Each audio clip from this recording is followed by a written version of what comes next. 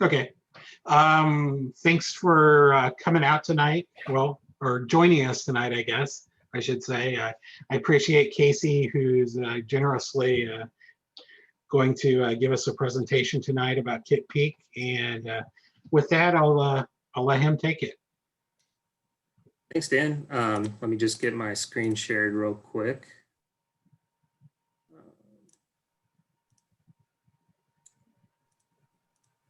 And can you guys see the screen, the presentation? Yes. Perfect. All right. So like Dan said, my name is Casey Good. I am the Astrophotography Program Coordinator up at Kitt Peak National Observatory for the Visitor Center. Right down below, you guys can find my website. It's pretty easy to remember, Good Astronomy, or on social media, just Good Astronomy. So tonight I just wanted to talk to this group, since it is an astrophotography imaging special interest group. I'm going to veer this a little bit more towards the astrophotography offerings that we have available for Kitt Peak. One of your members, Dale Chamberlain, actually came out to one of our astrophotography workshops last year, or 2 years ago, and really enjoyed it. And that's how I'm coming to you guys today. But we'll talk about all the astrophotography programs we have up there, as well as some of the background about Kitt Peak, if none of you guys have been there. Throughout the presentation, if anybody has questions, just let me know. I don't mind taking them throughout the presentation. Just holler and get my attention real quick. So just a quick bio about me. I've been an astrophotographer since 2014. I started in my backyard, much like everyone else in the hobby. I had a Celestron C8 and an iPhone that I put my iPhone up to the eyepiece and took a picture of the moon. And ever since then, I've been hooked. I started at Kitt Peak in November of 2015 because they needed some additional help. I was a member of the Tucson Amateur Astronomy Association, and they had publicized that they needed help up there as a public program specialist. And so I went and did an interview, and they told me that I could use a telescope that cost more than my house once everybody left the mountain. So I quickly said, yes, I would love to come work for you guys. So I do that on the weekends. Now, currently, I have 2 remote systems with a partner in Texas. One of them is in that picture behind me. It's a Stellarvue 130 with an ASI 2600 mono on it right now. And then I also have a 14-inch plane wave CDK in that very same facility. And then, of course, I have, something in the backyard, because we all can't avoid tinkering around and playing around in the backyard, even though I live in a Bortle 8, which is kind of horrendous. So yeah, I have my backyard rig. And then, of course, I have a very, very understanding wife that lets me do all of this as well. Couldn't do any of this without her, really. And then in my day job, I'm actually a professional bean counter. I'm the chief financial officer of a hospital. So much like many of you, this is just a hobby for me. I don't do astrophysics or astronomy professionally. However, I have a huge passion for it and love to talk about it. So anyways, let's get in and jump in learn about Kitt Peak. So just a brief history of Kitt Peak. Kitt Peak is the national observatory in our country. There's only one, and luckily it's right next to me. It was established in 1958 under a joint contract from the National Science Foundation, and it's administered by a nonprofit agency called ARA. So back in the 1950s, when we decided that we needed a national observatory, a lot was happening in our country back then, most notably the Cold War and the launch of Sputnik, which prompted government investment through the National Science Foundation into a lot of our scientific programs, especially an understanding of sciences.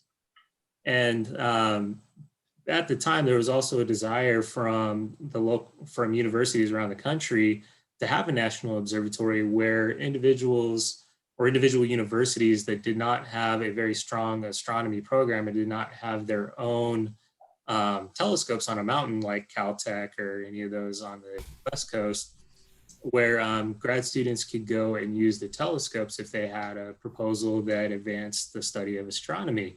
And that way they could also finish their PhDs, do research, and et cetera.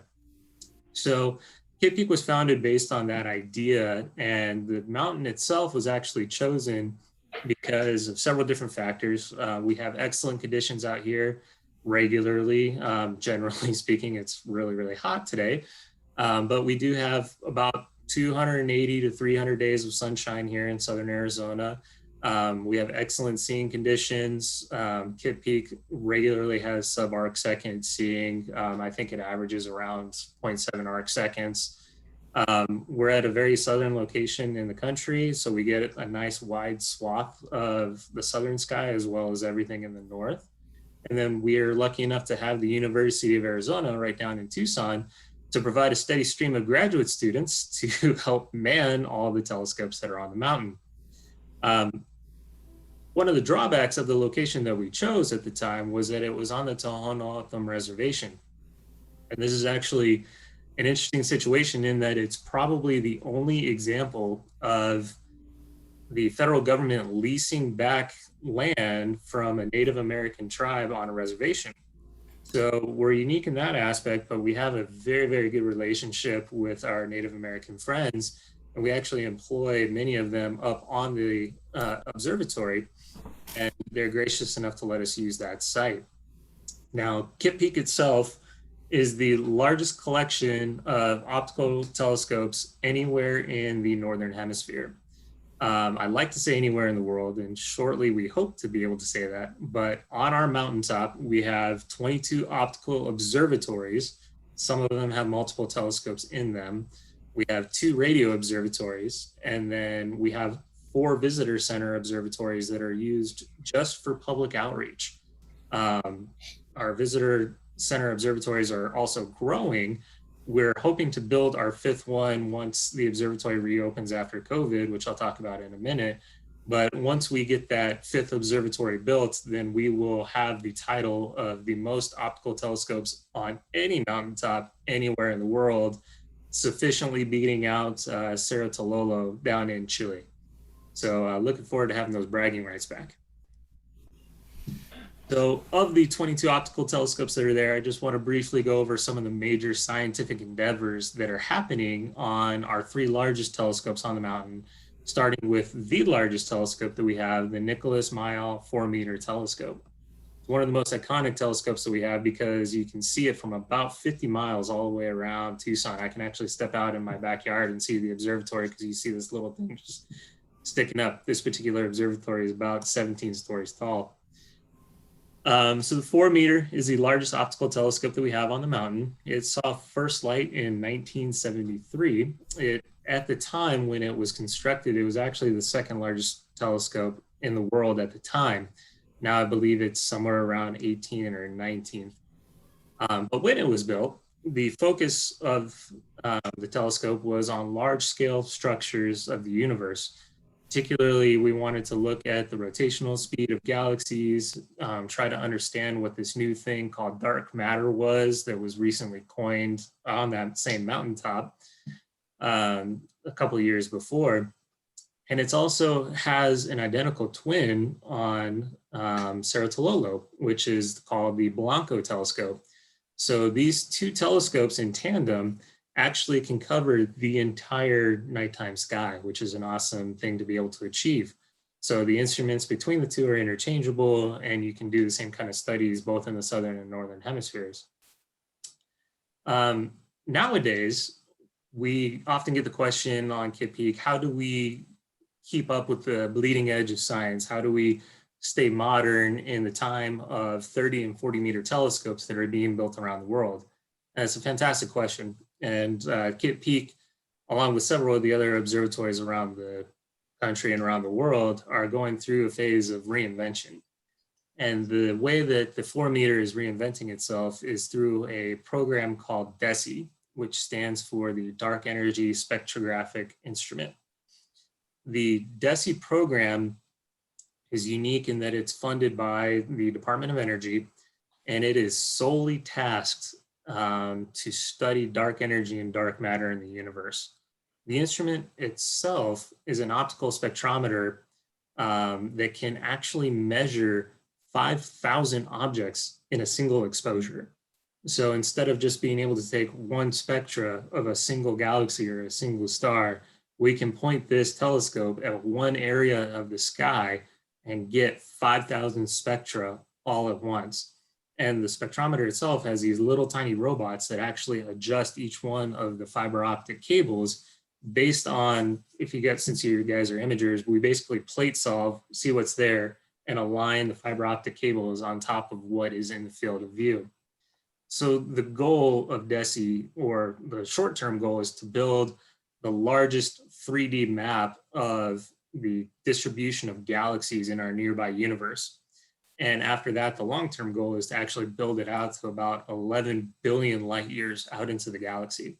That way we can have the largest 3D map in existence. And again, this will help us understand the distribution of dark energy and the distribution of dark matter throughout the universe, and hopefully help us understand what exactly it is.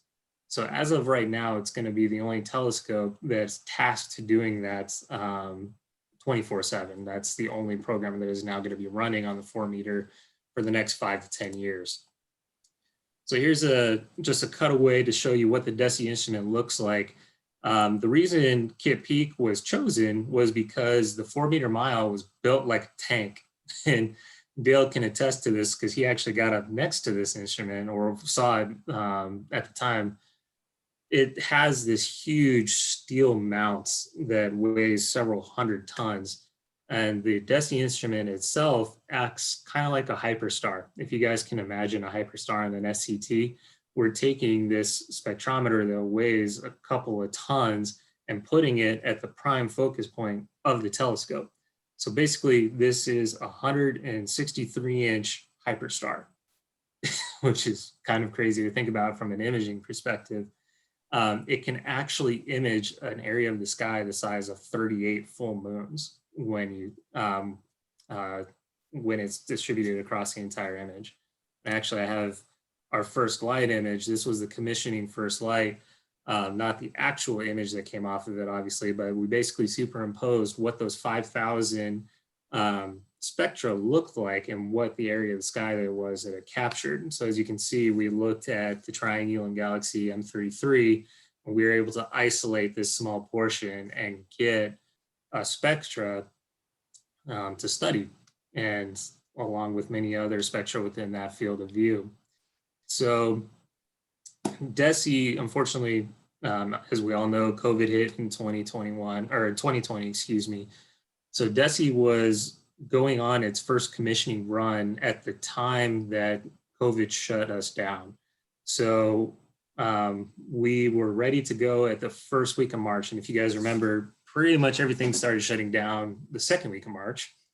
And so on the night of March 14th, DESI went to work, and it actually was able to get spectra on 125,000 different objects in one single night.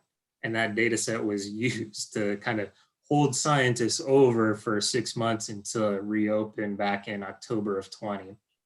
And so when Kitt Peak was essentially mothballed for 6-7 months because of COVID, we had to slowly bring all of the operations back online. And so all the scientific operations are back online, and DESI was able to resume and had a new commissioning in March of this year. It's about 2-3 months ago, and now it is fully operational again. And it's already gathered something like, I want to say, a few 100,000 spectra in just the first new moon period that they had.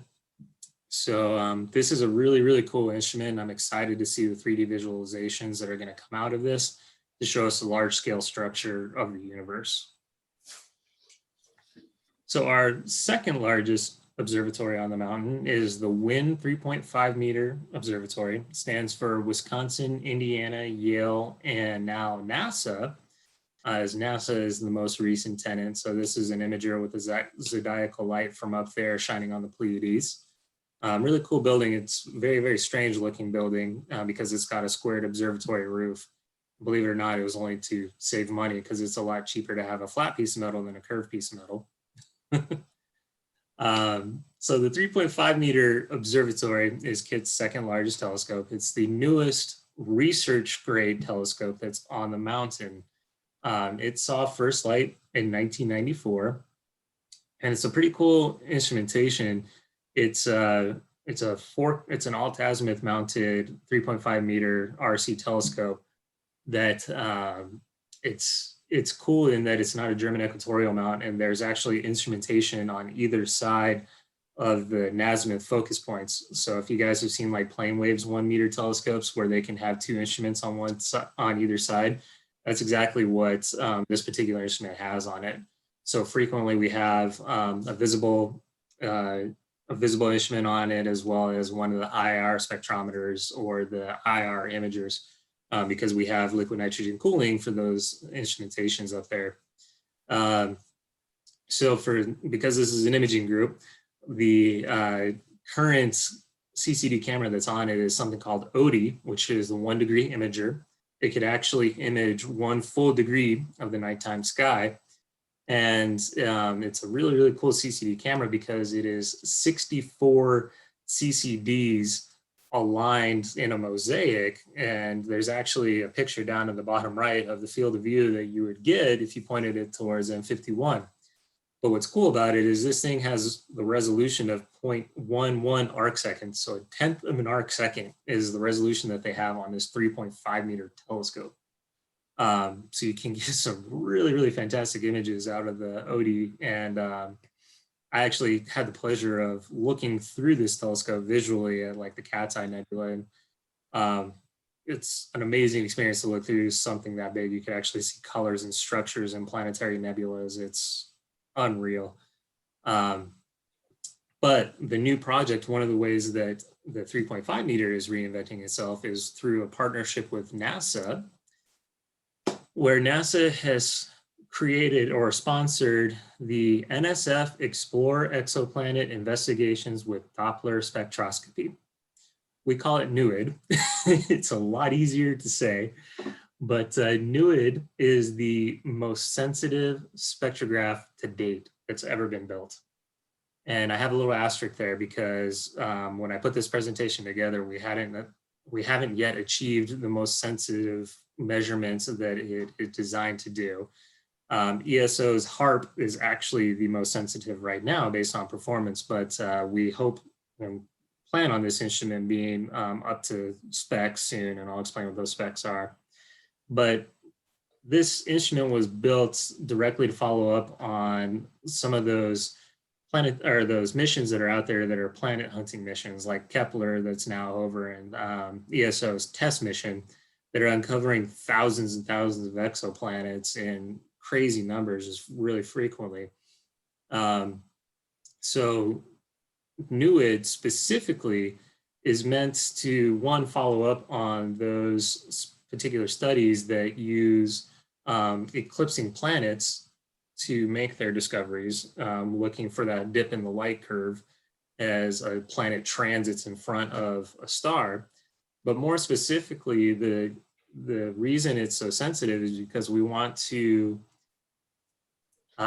search for Earth-sized planets in the habitable zone of stars using radial velocity measurements. And so the easiest way to find planets right now is that transit method that is displayed down below on the left. And that's what a lot of those space telescope missions are. But what NEID will be able to do is to detect the Doppler shift caused by a planet that's orbiting the sun or its star. And we hope to find Earth mass planets using that method, looking for a star wobble, so to speak. So living in the desert, we like to analogize this to desert creatures. But let's say like we take Jupiter, and Jupiter actually causes our sun to wobble at a speed of about 29 miles an hour. Well, Earth only causes, because we have so much less gravity, only causes the star to wobble at about 1/4 mile per hour. So significantly slower. So to put that in terms of desert animals, because we're here in the desert, you know, a jackrabbit that's running away from a coyote can go about 30 miles an hour. So that's about equivalent to Jupiter shaking the sun. But what is so cool about NEID is that we will be able to detect an Earth-sized planet shaking the star at a speed of 0.2 miles an hour, which is as fast as a desert tortoise walking across a desert floor, which is absolutely insane. But to even make it crazier, we will be able to detect that wobble at a distance of 10,000 light years. So this is an extremely, extremely precise instrument. And we're, again, very, very excited to see what kind of results will come out of the NEID instrument. And then finally, our last stop on the tour is our 2.1 meter telescope, which is it's one of our oldest continually operated telescopes on the mountain, and it's got a very storied past. Like I said, this is the first major optical telescope that was ever built on Kitt Peak.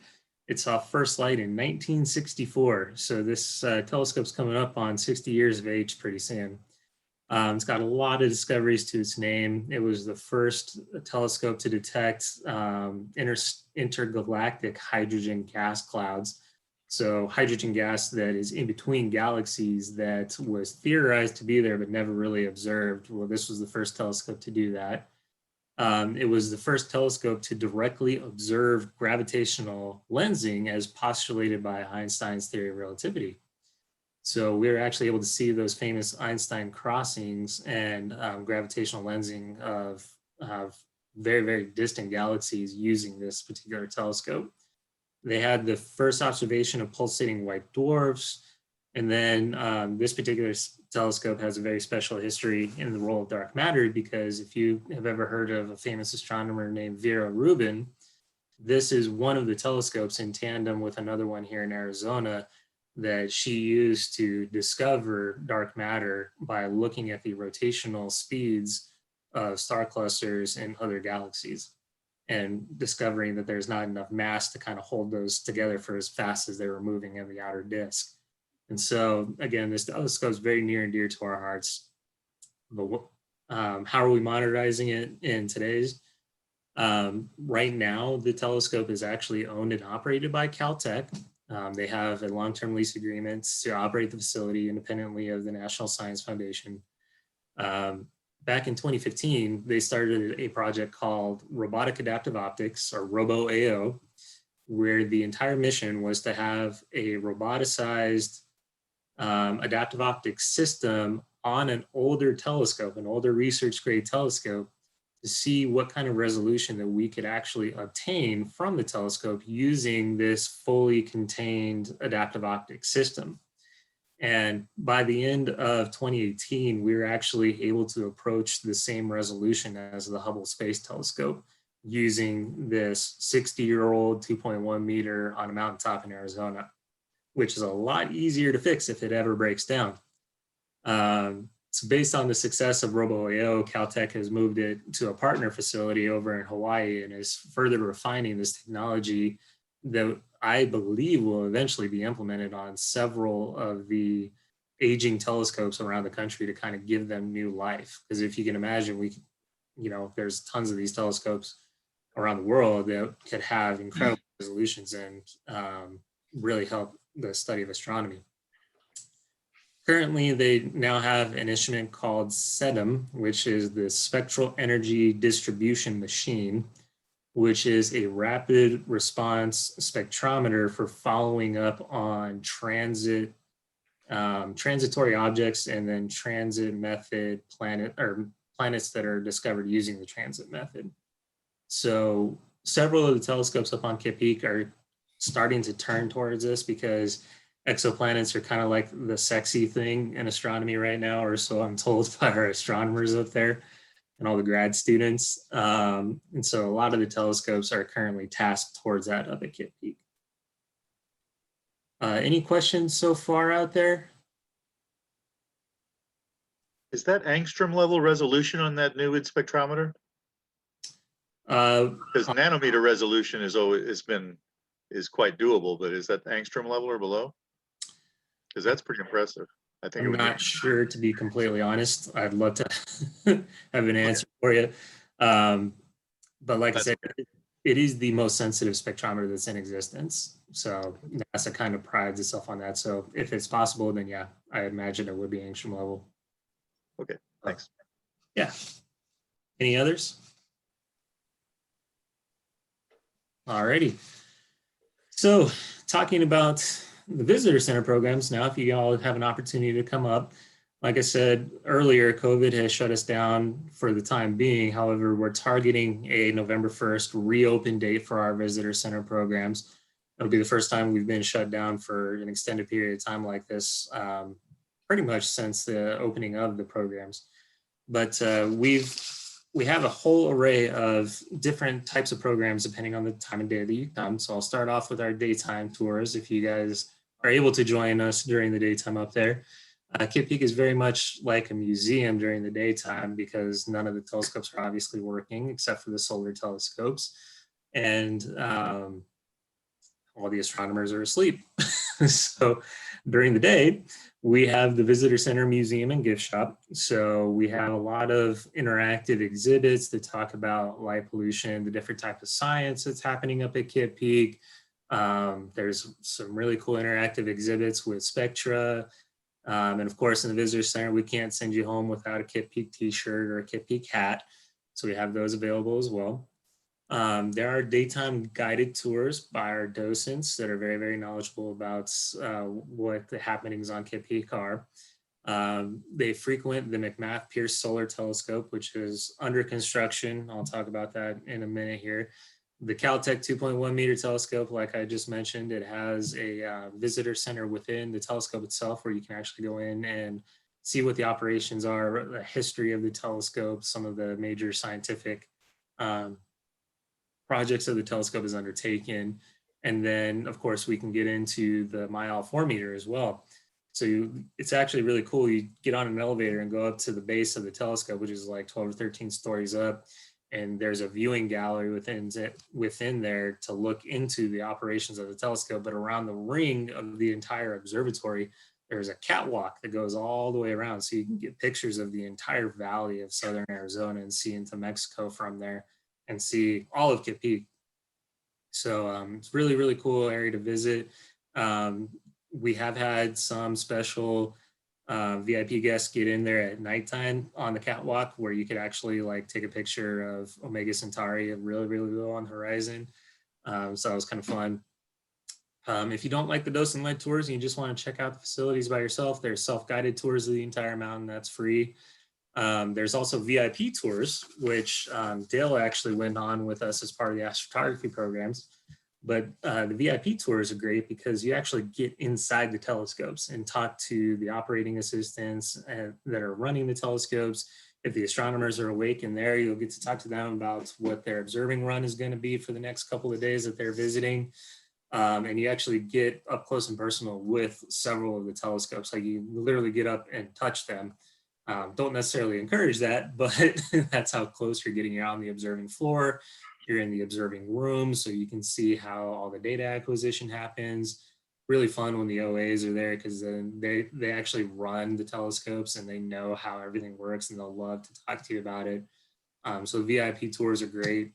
During a VIP tour, I actually climbed up in a dish of one of the radio telescopes to go exploring. That was pretty cool. And then during the day, we actually have a solar array as part of one of our observatories that has a hydrogen alpha solar telescope, a calcium solar telescope, and then a white light visible solar telescope as well. So we do daytime viewing of the sun as long as the sun is out, not hiding behind clouds.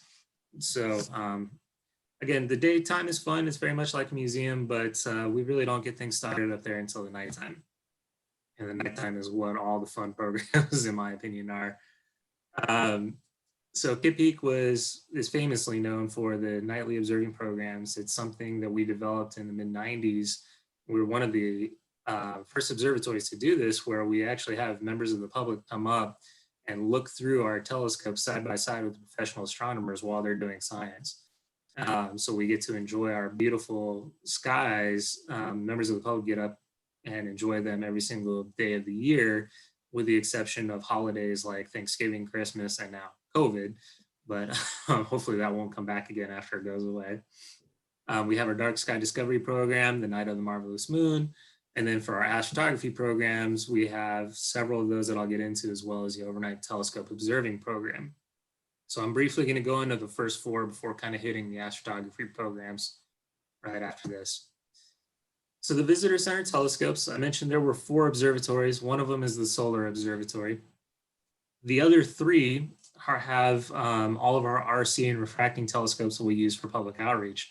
On the right-hand side is our largest telescope. It's a 20-inch RCOS with an FSQ, or a Takahashi FSQ 106 piggybacked on the back of it.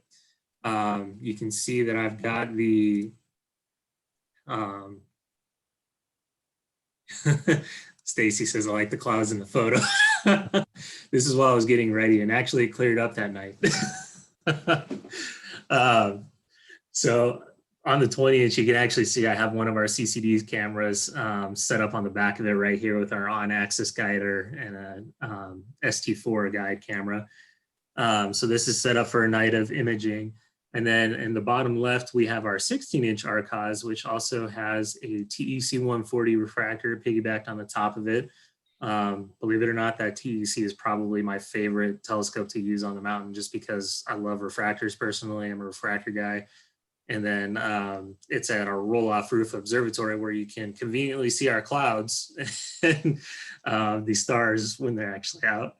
And then in the top left, we have another one of our 16-inch RC telescopes called the WIYN telescope. That was actually one of the original scouting telescopes up at Kitt Peak. So it's an F12 RC telescope. So it's great for having really deep contrasty views. So it's a really fun telescope to look through visually. All right. Oops, let me go. I skipped ahead a little too far. All right, so our nightly observing program, this is just a quick time lapse that I took on one of the nights up there, but the nightly observing program, if you hadn't heard of it, our main attraction is our public outreach program that we do pretty much rain or shine, but hopefully, it's shining, where we have groups of about 50 to 60 people come, and we split the group in 2. We start off the evening with a light dinner, and then we go up and view sunset over the western horizon, which is really beautiful because we have an unobstructed view out there. We see the green flash, talk about a lot of atmospheric phenomena that are going on and how it relates to the study of astronomy. We talk about the observatories that are there. And then when night falls, we actually split the group into 2, and half the group gets to go up to our 3 telescopes and view through the telescopes. And then the other half of the group is on the patio, and that's what you guys are seeing over here with all these red lights coming out. We're teaching individuals how to use planispheres and how to look in the sky. And Stacy, you'll be happy there was no green laser lights seen in this one. Give the thumbs up there. So it's a really great program, especially this is meant for people that don't have any experience with astronomy, or you have that crazy uncle that wants to tell you that astrology is the same darn thing. Well, bring them to this and we'll set them straight. And, hopefully everyone learns and has a good time while they're there. But again, that's one of our biggest programs. When you look through the telescope, because it's larger group sizes, you probably get to look at about 5 of the brighter objects that are in the night sky, but you get to view through, a 20-inch RC or a 16-inch RC. Then we have our dark sky discovery program, which is meant for the more advanced amateurs. It's a small group program where a small group of 8 to 10 people get to take over one of those observatories for the entire duration of the program. So the full 3 hours under the dark sky, you get to be in a small group and viewing through the telescope the entire time. So you're going to get to see 20 to 30 objects as opposed to just 5. And you're with a knowledgeable guide where you can actually, have these conversations back and forth, and, you're not worried about, people bugging you about astrology versus astronomy. This is meant for people that have a little bit more experience, and it's a really, really fun program because you get to view the best of the Messier objects. You look at faint fuzzies. We're, again, using those 16 and 20-inch telescopes, but, I've had groups up there. This is one of my favorite programs to run.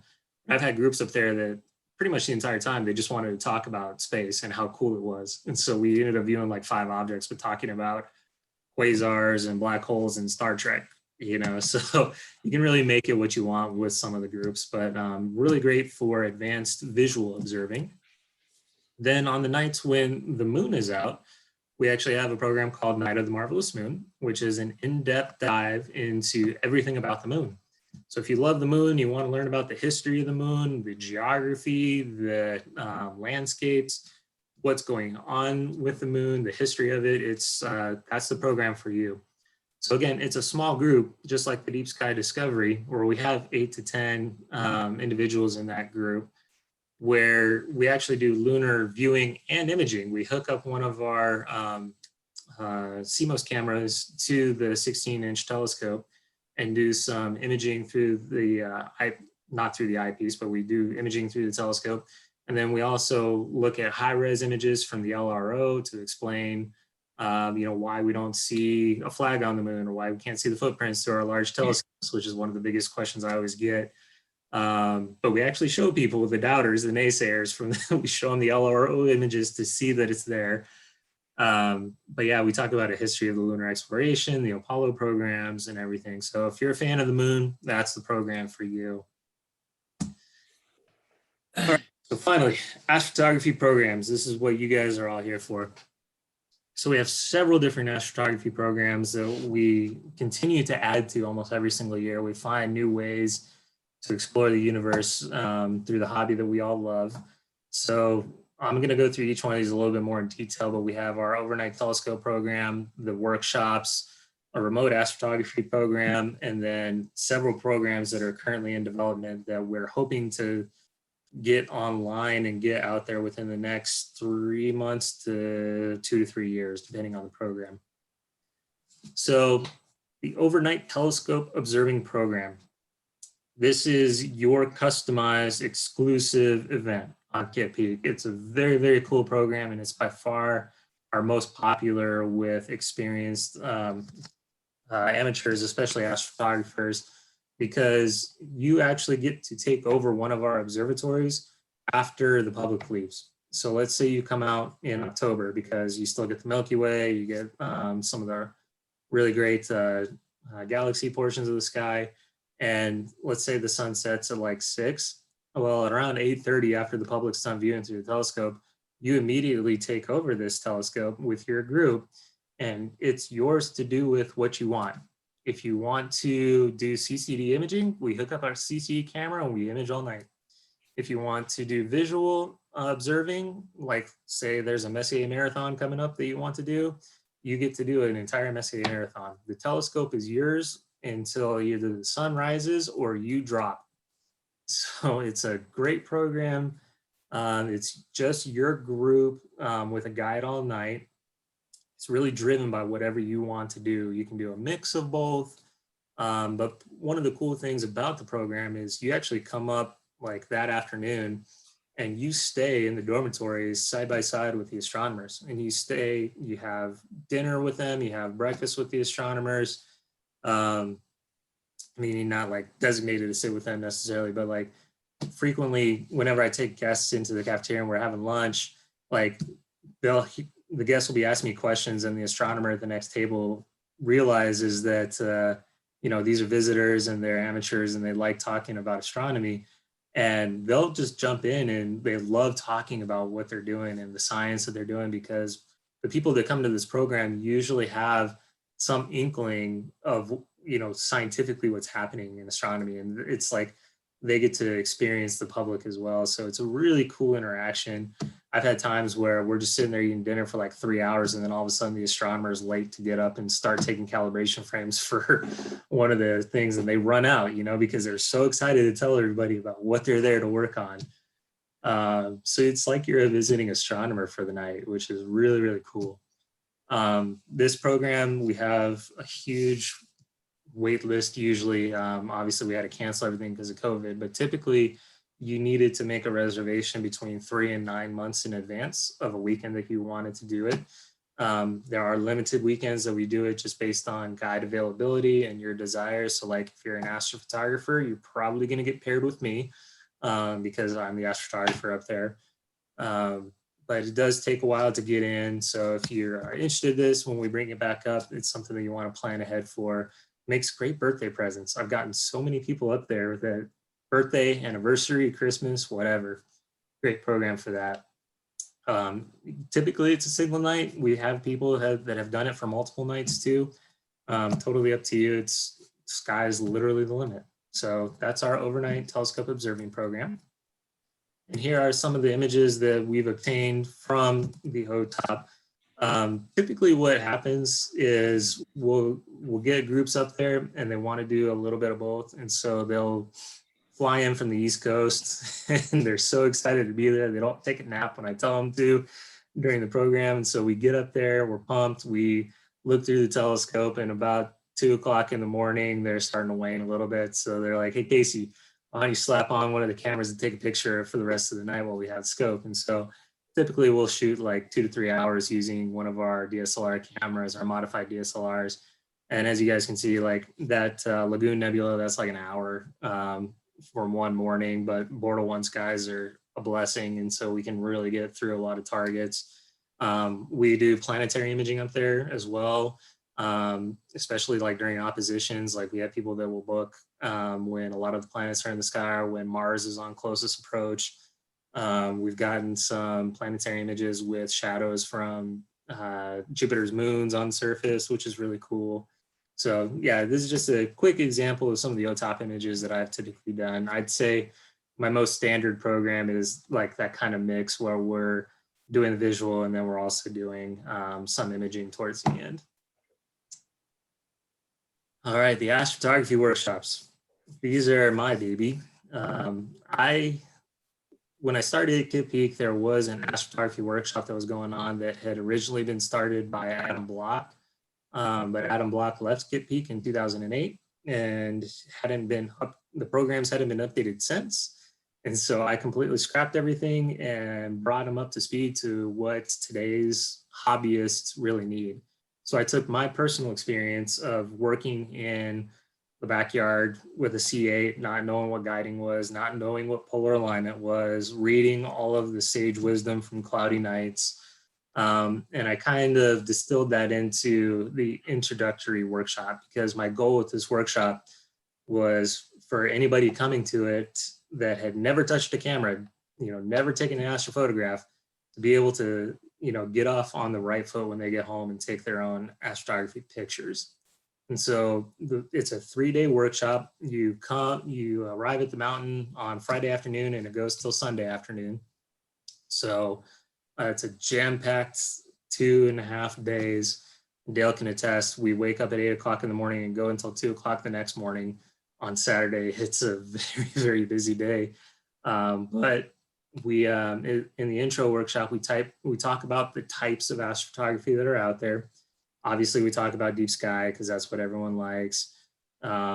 Solar system astrophotography, we get into planetary imaging and then specifically solar imaging as well, because it's a completely different ballgame than any other type of imaging. And luckily, we do have our hydrogen alpha scopes up there to do the solar imaging with.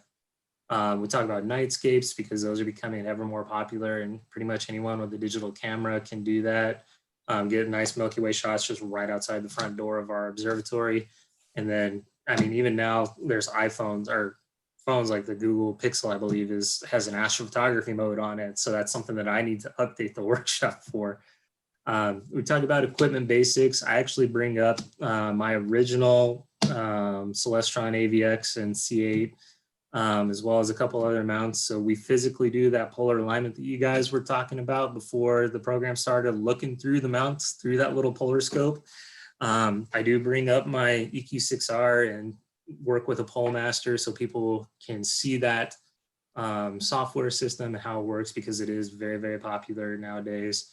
But, we actually bring out the equipment and we have you guys balance telescopes and balance the payload, learn how to polar align, talk about best practices when setting up in the field. And we literally set up the telescope to image just from the patio. While we do image with the Kitt Peak telescopes as well, or primarily with the Kitt Peak telescopes, I bring up my own equipment so everyone can learn, from typical, your average backyard astronomer would be using. Because I understand that not everyone is going to have access to a world-class observatory with, hundreds of $1,000s of equipment. And then obviously, once you take the picture, you have to learn how to process the picture. So in the intro workshop, we use Registax for planetary, lunar, and solar imaging. And then we use Star Tools for your deep sky imaging. So Star Tools, if you guys haven't heard of it, it's a really, really user-friendly image processing program that I personally got started with at first too. And Ivo Jaeger, who's the developer, is very active within the community and posting on cloudy nights. And it's just a very easy user interface to use. And it's great to take a photo and within like 20 to 30 minutes, you can get a fine, something you're proud of, a polished astrophotograph, you know, that you can post on social media and everything. And so those are the programs that we teach during This the brilliant monocular telescope is taking the world by storm. It lets you see everything from miles away. Nice advertisement plug there for a binocular telescope. So yeah, and like I mentioned before, obviously we're going to use the Kitt Peak telescopes over there because we don't do any, we do the public observing or yeah, the nightly outreach programs during the astrophotography workshops, but that's it. It's like when the public leaves, we have access to all three of the telescopes. And so typically we'll have one of the Kitt Peak telescopes acquiring images for us, and then we'll be using one of the other ones visually because you're not going to come out to a Bortle 1 and not use, you know, a 20-inch telescope. So like I said, that's the intro workshops, 2.5 days. It's a great deal. It's cheaper than the OTOP. Typically there's about 8, I think I cap it at around 8 people just based on the size of the classroom that we have. So here are some of the images that we've gotten from the intro workshop. Again, a calcium image from the scope, some wide field out there. We have planetary images with Jupiter, and then M33 that we actually took with the TEC 140 that was up there. And there was a question that popped into the chat. When do the workshops happen, and can they be done remotely too? It's a great question. Typically the workshops, I do 3 of each throughout the year. The intro workshops, I aim for whenever the Milky Way is up. So generally the earliest I'll have one is March and the latest I'll have one is September. So 3 of them within that time frame. And then the intermediate workshop, which I'm going to talk about, we do pretty much interspersed with that. So usually about every other month on average. And I usually will develop the schedule a year out. So on the Kitt Peak webpage, you can see all the dates for the upcoming workshops all the way up until next year. Obviously, COVID has thrown a big wrench into that, so I haven't done any of that quite yet, but expect them to come back in early 2022. Now, whether they can be done remotely, that's actually something that I'm developing right now, is an online version of the workshops. So more the intermediate workshop, because it focuses more on processing than the intro. I think I try to take more of a hands-on approach to the intro, and that'd be kind of hard to do like on Zoom or anything like that, but we are looking at branching out online.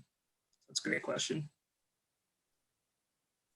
All right, so the intermediate workshop, this is what Mr. Chamberlain came and joined me for. Again, this was a 2.5-day workshop, runs the same kind of, same duration. You arrive on Friday, you leave on a Sunday afternoon.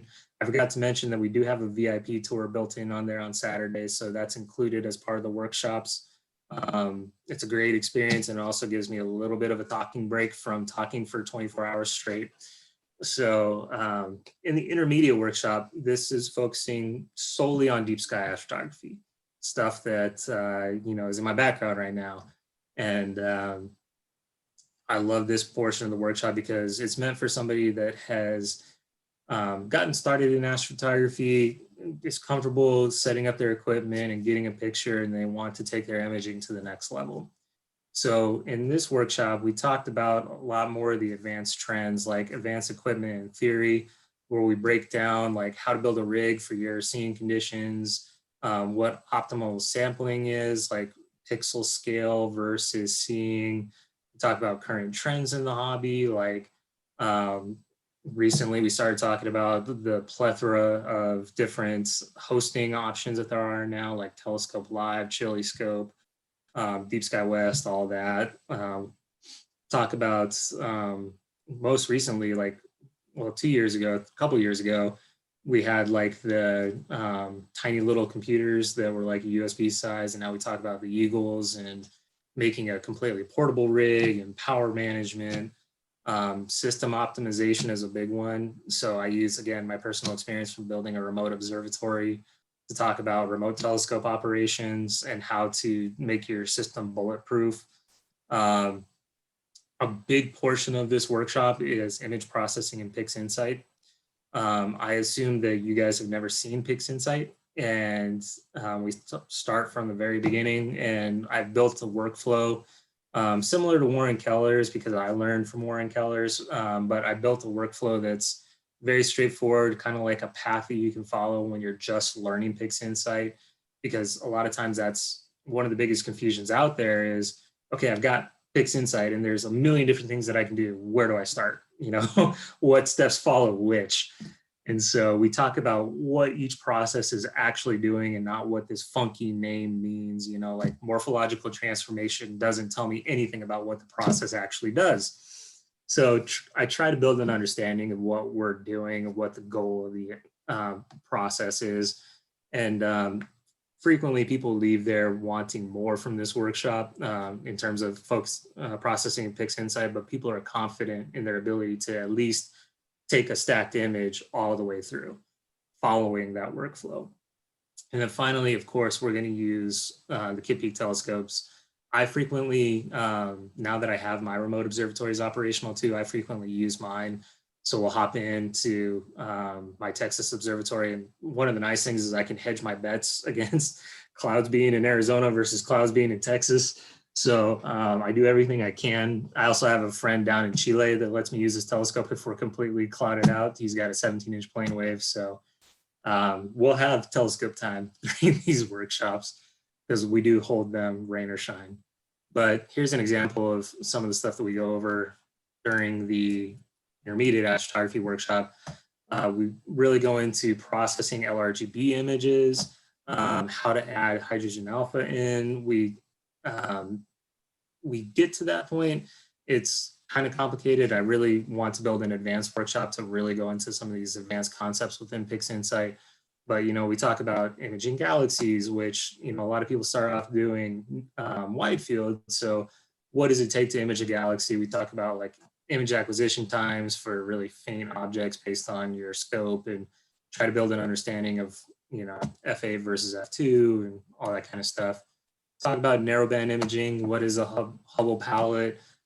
We talk about those triad filters because those are the new popular things in the last year. You know, Dustin Gibson has really been pushing those through OPT, and it's a great little piece of tech, especially if you have like a one-shot color camera to really see it, you know, a nebula pop out on the screen in front of you. Like Stacy was saying, you guys are doing, you know, that visual live stacking, and that's a great way to use it.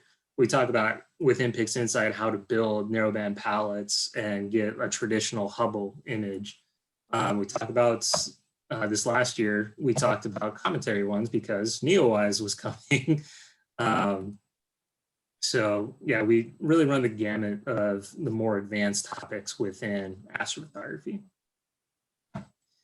Remote astrophotography. So this was a program that I got online 1 week before COVID struck. So we actually built a remote astrophotography observatory on the mountain.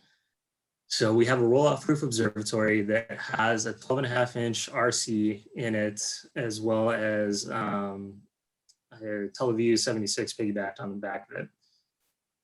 That we're going to open up for remote access. The nice thing is that we have this available to us during the overnight telescope observing programs and the astrophotography programs to use for imaging. So we're really trying to use this remote observatory to augment our current program offerings and kind of expand them and make them a little bit better. We also had one of our employees generously lets us use is Takahashi 180 and RedCat 51 as part of the remote astrophotography programs. And then we're going to be adding a 24-inch shortly that I'll be talking about soon. But when we did run this for a week, it was very successful. It's a rental for the entire night. You rent the scope and you get to control it via ACP throughout just a web page on the internet. So we have a guide that's working with you to get everything set up, and the guide will actually monitor the sequence throughout the entire night. So if something goes wrong, we'll refund you or reshoot it the next night, something like that. So this is a brand new program for us. Like I said, I got it off the ground the first week of March, and the second week of March it was shut down. So we're hoping to expand on this a little bit and really get it up off the ground. I think the 24-inch RC is really going to be awesome. But I'll talk about that soon because that's one of my upcoming projects. So one of the biggest ones that we're starting right now while people aren't on the mountain has to do with the McMath Pierce Solar Telescope. So the McMath Pierce is now the second largest solar telescope. For 50 years, it was the largest solar telescope in existence. The Daniel K. Inouye telescope in Hawaii is now the largest, but the visitor center actually owns this facility now. So we are creating what's called the Windows on the Universe Center for Astronomy Outreach.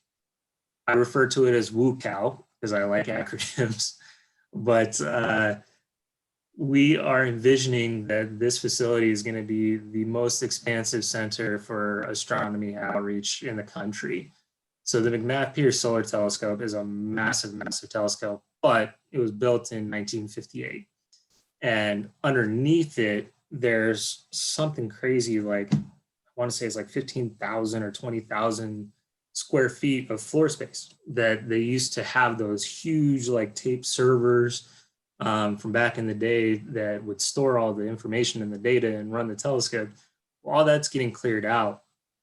And we're making, number one, a National Science Foundation museum of their involvement in astronomy throughout the world with all the different observatories that they have. So it's going to be a world-class museum.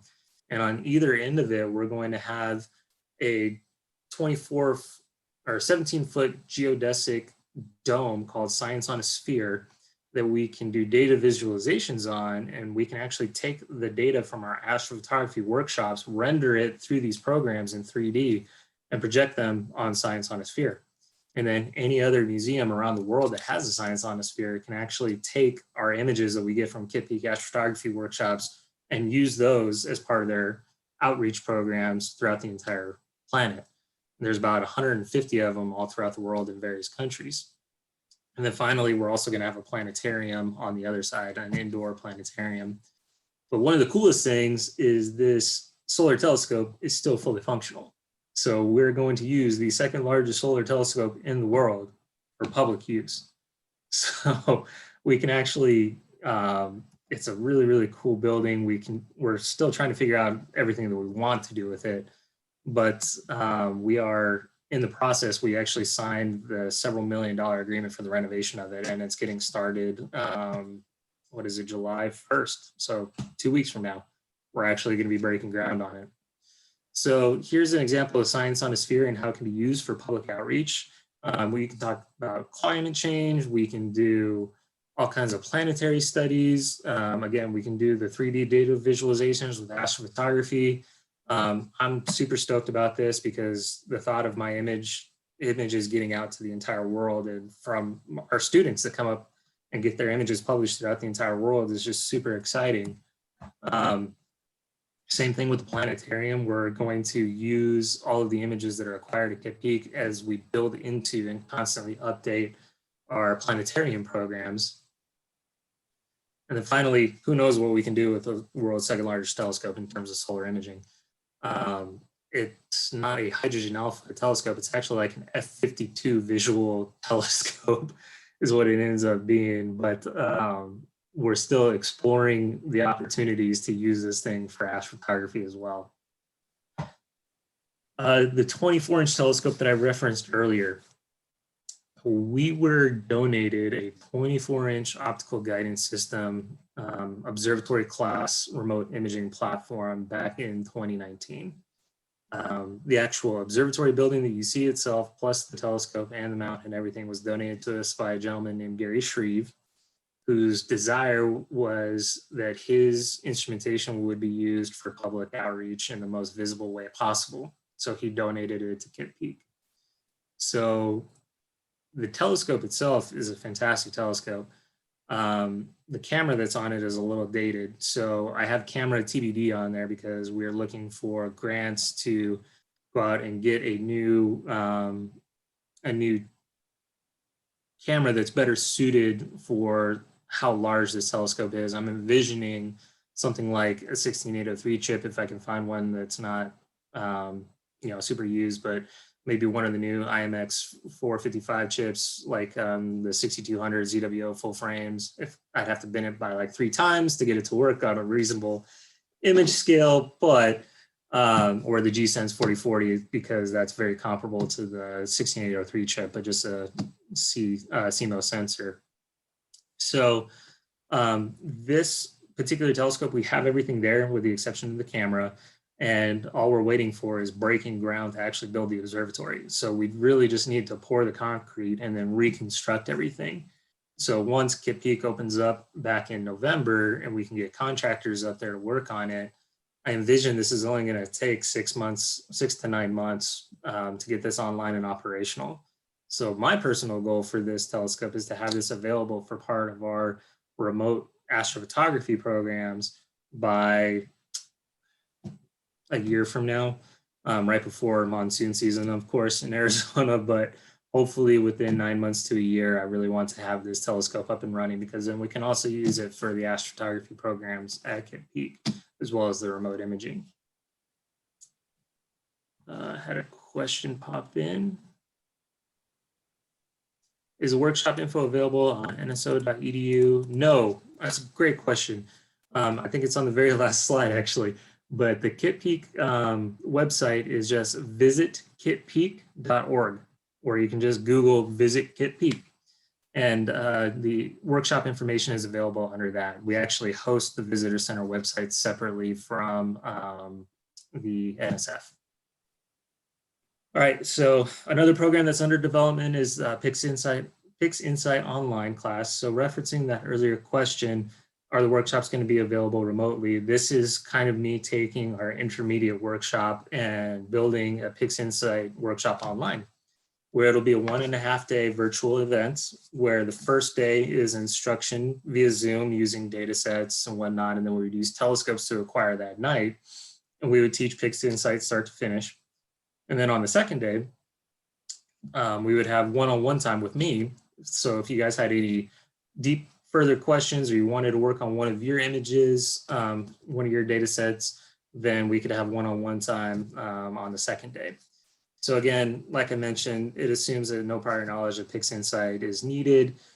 We provide you recommended workflows, data sets from Kitt Peak, or we can work on your own. This workshop has been ready to go for about a year.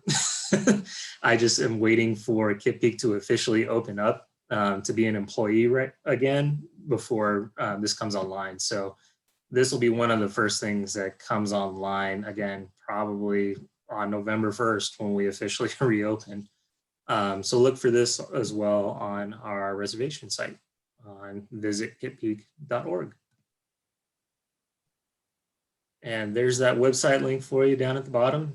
Thank you guys for listening to my spiel about Kitt Peak. I really hope once COVID lets up, looks like it is, that you'll be able to come out and visit us soon.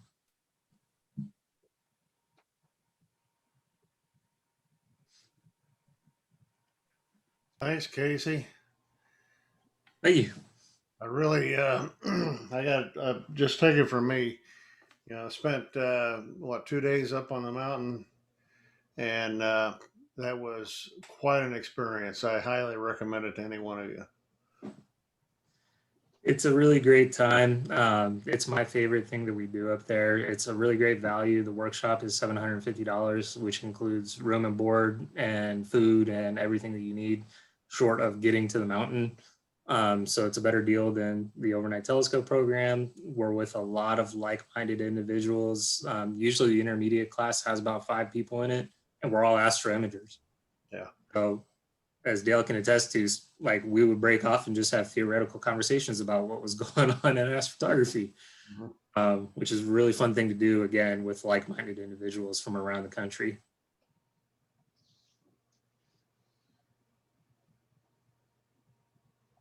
Anyone Do you else? have any issues with the the visitors, you know, driving up with their headlights on bright or anything or that, or is there just like just a certain time people can arrive and certain time they can leave?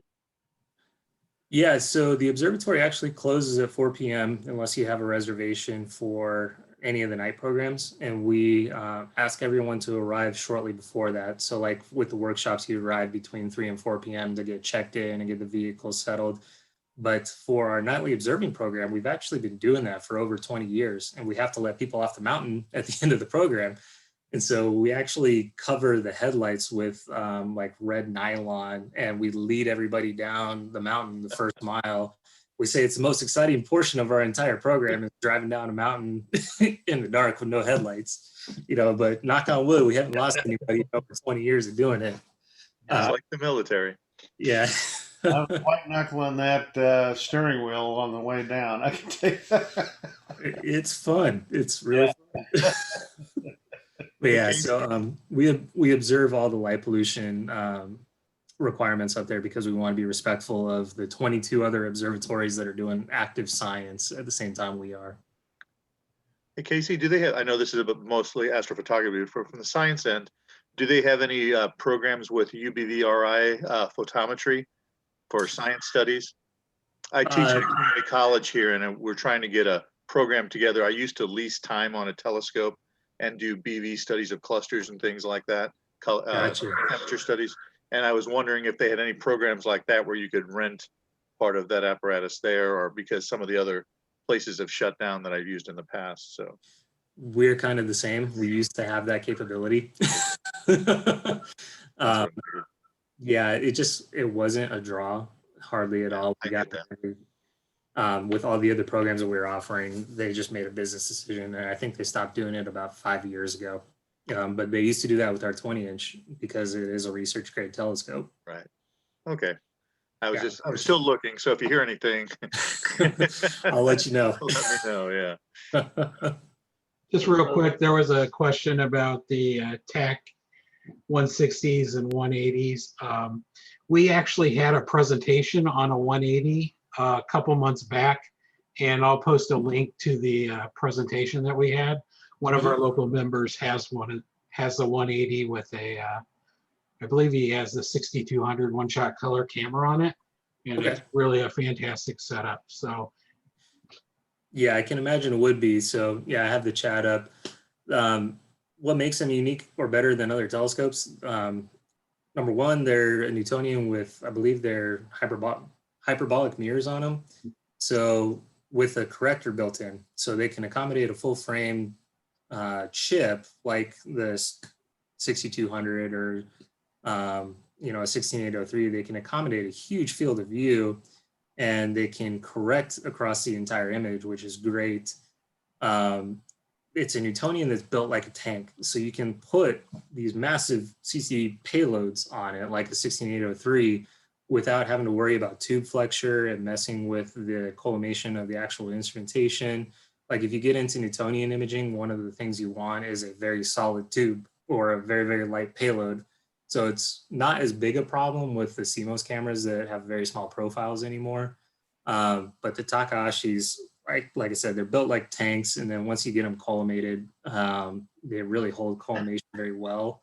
They're very difficult to collimate. I will say that. They are very temperamental because you're either working at f2.8 or f3.3, I think is the 130.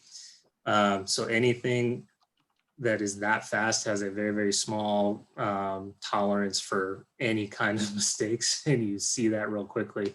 So with our particular setup, it is at another observatory now.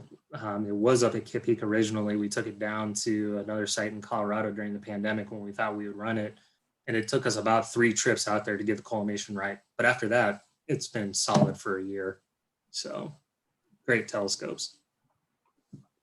So Casey, I heard you say at one point, talking about capabilities in 3-dimensional imaging, 3-dimensional presentations of data, and that's pretty exciting. I mean, you don't see 3-dimensional views of, say, the Milky Way or a galaxy very often. And I wonder if you could expand a little bit on exactly what you mean is going on there.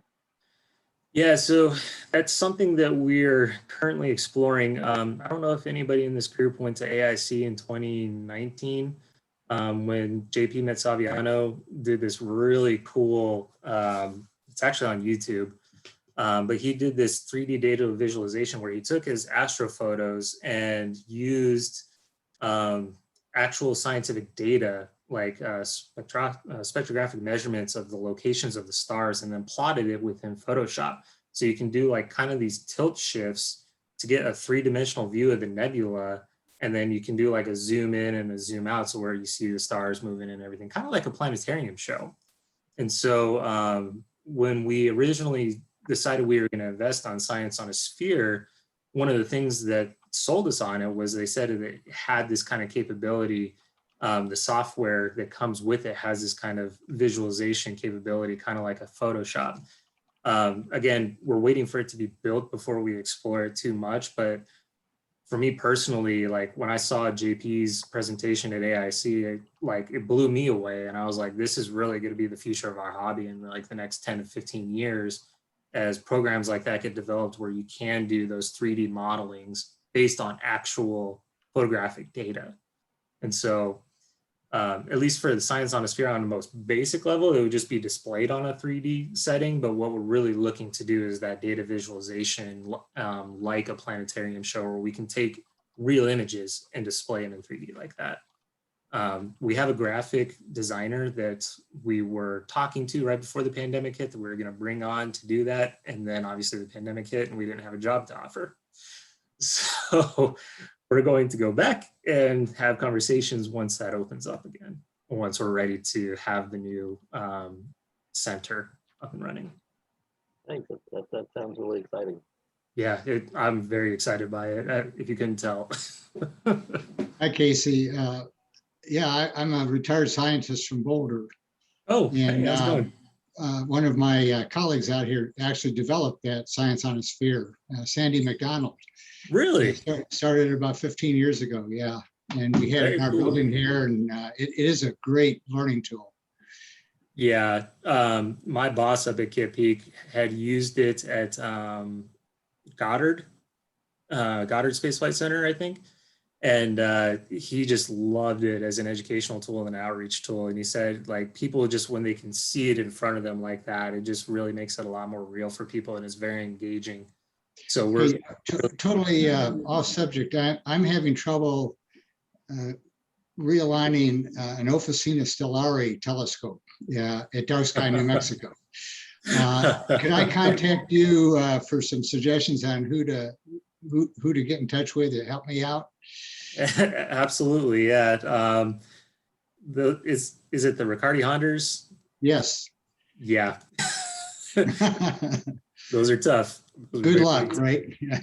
No, it can be done. You know, similar to the Takahashi discussion we had, it's such a fast instrument that you really have to be on top of it. So yeah, I might know one or two people that could definitely help out. If you want to send me an email, my email is just goodastronomy@gmail.com.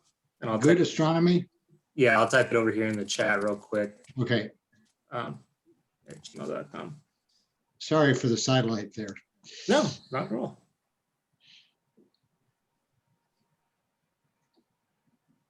Cool. Any other questions? Anyone else have anything for Casey?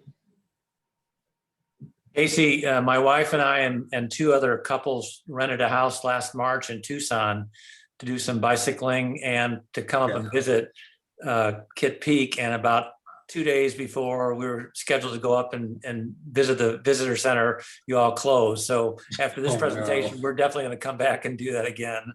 It was very good. Yeah, I'm sorry we missed you, Joe. We were all very, very disappointed when that happened, but you know, for safety's sake. Right. Yeah, love to have you back. We will. We'll be there. Casey, do you know if there's a AIC in the works for this year?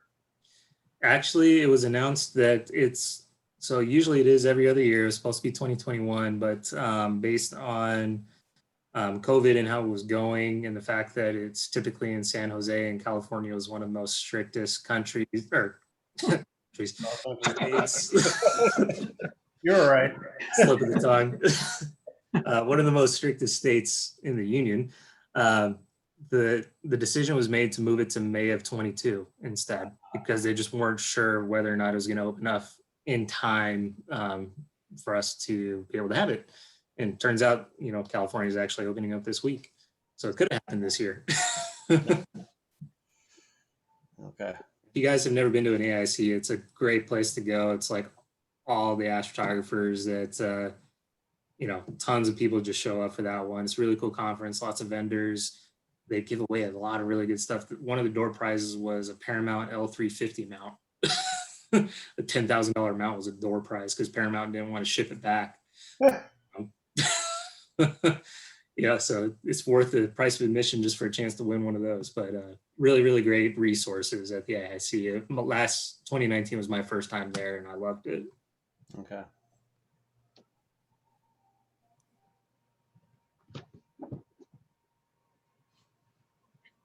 Yeah, I'd like to go to that. I hadn't seen anything about this year, and I knew you had gone there. I believe it was the week after the class that we had. Yep, November of 19. Yeah.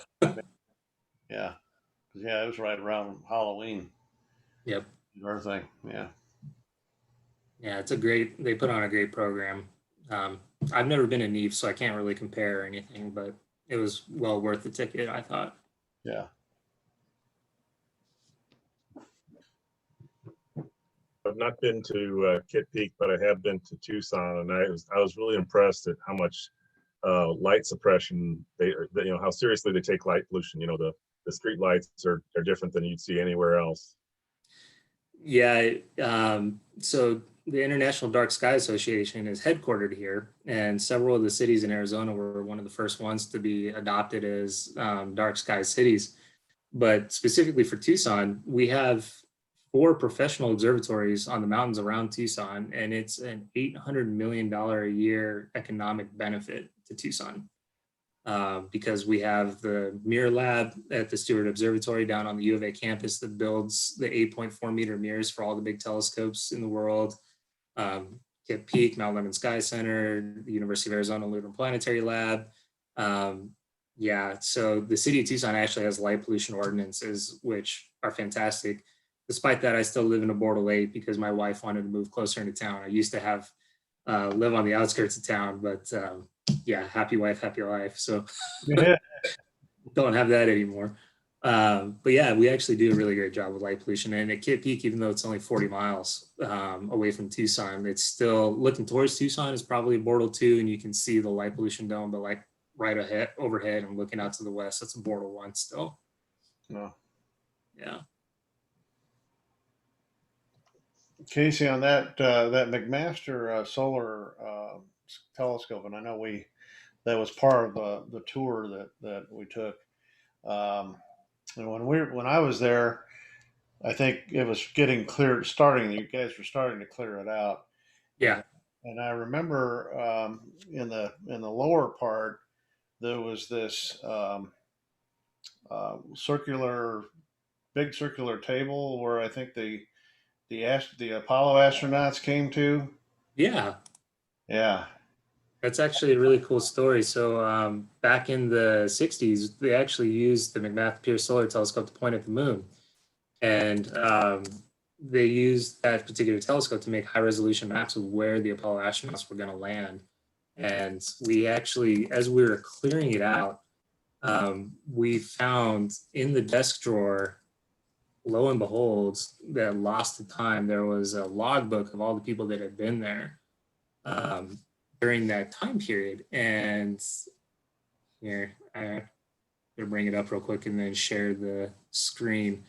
But lo and behold, we found, you know, the astronaut signatures from when they were there looking at the moon, which was absolutely crazy. So that same projection is one of the programs that we did. So like the Mercury transit, the Mercury transit of Venus, or Mercury transit of the sun, we actually did exactly that. And so like right over here on the right-hand side, you can see some of the pictures that we discovered. And so if I can bring it up. So here's some of the astronauts that were using these devices over a map of the moon to look down as if they were looking through the LEM spotting scopes as they were approaching the lunar surface. So this is the team of them practicing that. But yeah, they used this entire area or all these telescopes to build those maps. Let me see if I can find a better one. Yeah, so the projection looks like this. We can actually project a full disk image of the sun about 13 feet wide. And so that's how they were using this telescope to study the moon.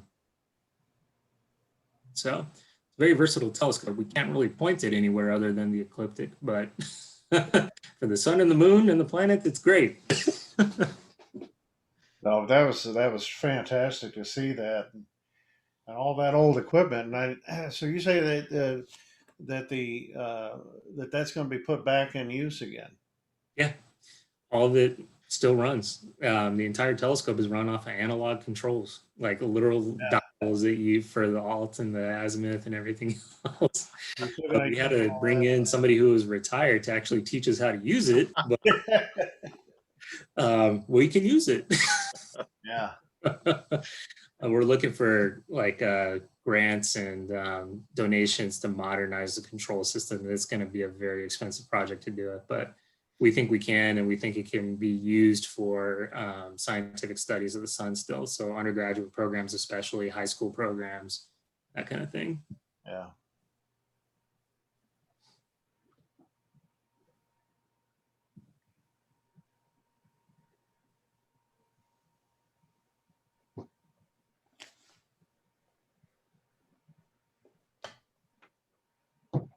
Well, we appreciate your time tonight. It was really interesting. Thank you. Like I was telling you, when I was there wasn't a whole lot going on. It was like me and one other guy on top of the mountain, and hopefully. Dan, you just got to organize a group trip out there now. Yeah, Tucson is the if you're into astronomy, Tucson's the place to be. And I was lucky enough to go out there and go to a workshop on top of Mount Lemmon at the time, but get to go to there was actually a conference or a NEID type conference in Tucson that year, and was very interesting. And it was just me, and I saw this guy walking around on top of Kitt Peak, and sure enough, it was Christopher Go. We were the only two people there. Go figure, one of the most known astrophotographers. Yeah. Very cool. Well, again, thank you guys for having me. It was great talking to you. Obviously, wish you all clear skies, and hopefully you'll be able to come out and visit me sometime. Okay, thanks a lot. Casey. Thanks. Thanks. Thanks. There was a question in the chat asking about polar alignment during the day for solar viewing. I was hoping someone could chime in, because I know we've gone over that for multiple times, and there's multiple ways of doing that. We saw Steve. Just the way. Yeah, you set it up the night before.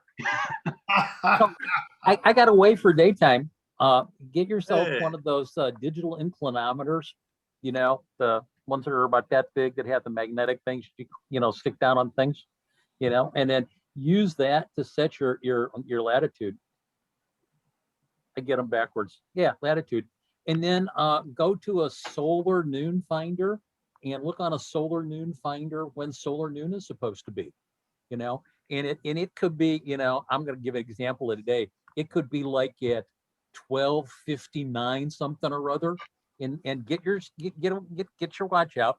And at that time, you know, it's going to cast a shadow, and that's north. Align your telescope that way. That's north. That's how the old C14 was originally aligned in the observatory. We almost got through a whole meeting without a comment from Steve Berner. I had a hell of a day. I spent 4.5 hours in dental offices. and none of them were my dentists. So it's like, eh.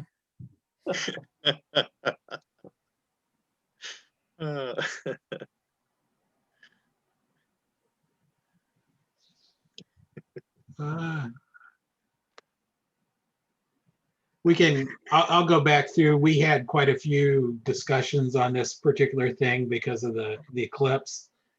And so I think we have several presentations on this. I'll have to find them. Joe, you want to mention what you were planning on doing next month? Yes. So for the last year, I've been out with a couple of the guys at Dark Sky, New Mexico, with a small refractor, and I've gotten enough enjoyment out of it that I bought a Planewave CDK 14 inch telescope that I've been trying to get lined up, and I'm still waiting for some parts to come this week, hopefully. But I'm going to try to speak next at a next meeting about kind of like my journey of getting that set up, the problems I've had, how I've solved them, and where I'm at with that. And I just thought somebody, a few folks might be interested in hearing some of the things I've learned, and you guys may have some suggestions on to help me finish it out before I take it out, hopefully in August. So that'll be something I'll put together for next week or next month.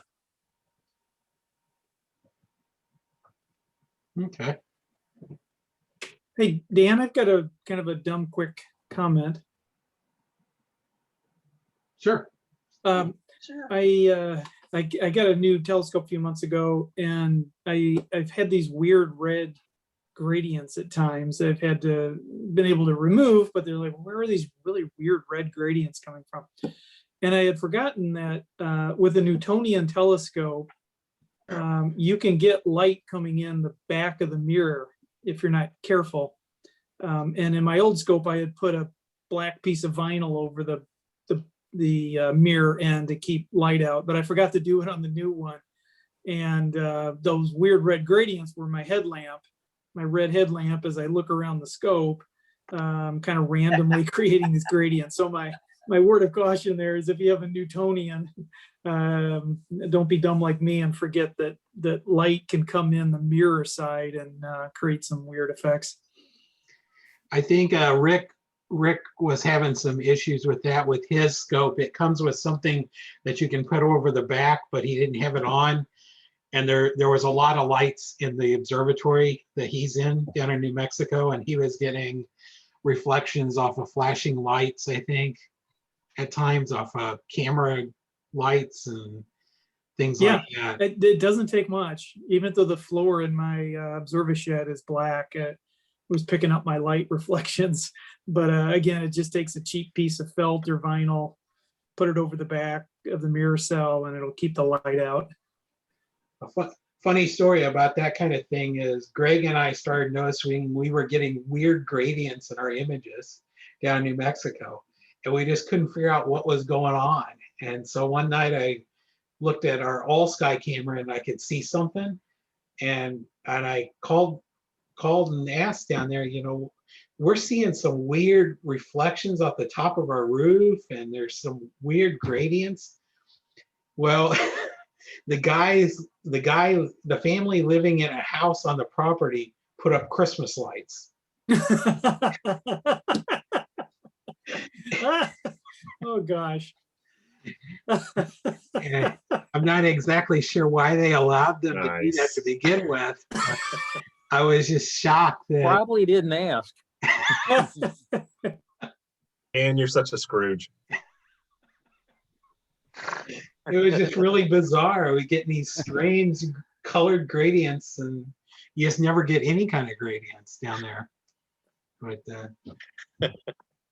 that's a good comment, Bill, because I always think about the back of my SLR, going through the viewfinder, but I don't think about the bottom of the nuke. So yeah, that's a good point too, Jack. I've certainly had light come in the back of my viewfinder. I've learned to put a cover over it, but yeah, you're right. It took me a while to figure that one out too. Yeah, I had that same issue. I was sharing a camera with somebody at Danville, and I got home and I had these weird blue things, and the guy had a power supply that had one of those obnoxious blue LEDs, and it was sitting underneath the camera on the ground, and it was shining up through the viewfinder. That's crazy. As blue LEDs are everywhere now. I think they should pass a law that unless I personally sign off on it, they're not allowed to use bright blue LEDs on stuff. Yeah, they put those all us remote people. They have all those blue LEDs on USB hubs for some reason, and some of them are even have one per port, and they're just evil. Yeah, there should be a blue LED tax to get the price up on those, so they'll stop putting them in. I was out at the park one night and an astrophotographer was attempting to take images. He had this big extended dew shield on the front of his Newtonian because he was told that all the stray light from the cars coming by could interfere. And he had the same thing. He had the bottom of the Newt open. So it's like, that's where the light's coming in the bottom of the Newt from the cars going around. So he's got the top all covered. Oh, that reminded me of that. That was choice.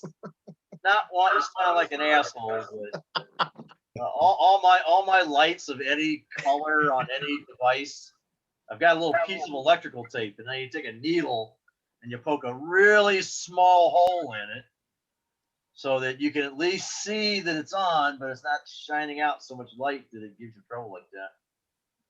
So don't tax LEDs, Bill Newbert. They're good and they're cheap and they're valuable. Okay, but they require written permission before they're allowed to use them. No, just get some electrical tape. Okay. Oh, whoa. Bill, wait a minute. Yeah. Every good astrophotographer has duct tape. Yeah, I've mentioned this too many times, but my wife has this vinyl business, and she's got this red vinyl sheet. And when we have in-person meetings, I'll give out more of the stuff, but it's fantastic because if you put this red vinyl over a blue LED, like a particularly bright one, it gives a very, very faint sort of greenish color, and it works out really. You can still see that it's on, but it doesn't interfere. I wasn't going to go to light blockage 201. I just going to stay at basics. Yeah, duct tape. You're right. Let's keep it simple. Well, I was talking to Dale. I noticed when I was get to go see his observatory, and we both have these truss tube RC scopes, and they have carbon fiber trusses, supposedly to keep it from expanding, but the other half of the scope is metal, so it really doesn't do anything. But they're really what do I want to say? Reflective. Yeah, they're very shiny. Yeah, so every once in a while, if I'm taking pictures, mine aren't covered right now, and if I take pictures with the moon really big and bright, at times I get what looks like fire in my images from the moon reflecting off of them. Wow. Hey, Yeah. I've got some. You can get some self-adhesive flocking paper. You know that, right? Well, I used gaffer tape. Yeah, I was just gonna put gaffer tape on mine too. It's just I haven't been down there in a long time to do it. And it really did, it knocked out all that reflection. Of course, you can just throw your equipment away and go hire rent time out at Kitt Peak. Well, I meant to ask, I wonder how much that time rental is. It can't be very cheap. How much have you spent on equipment, Jack? Yeah. Yeah. All through that presentation, I was thinking, I wonder if this is going to put Damian Peach and Christopher Go out of business. And here these guys have just been in astrophotography for about a year, go out and spend $700 for a night on Kitt Peak, and they come up with these images of Jupiter and the moon and Saturn and geez.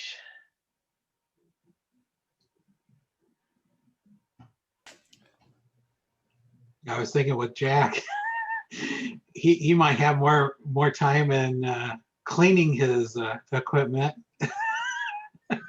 Ouch. Ran out. Oh, that was so cool. what was that, bad things can happen or something. Mistakes were made. Mistakes were made. Boy.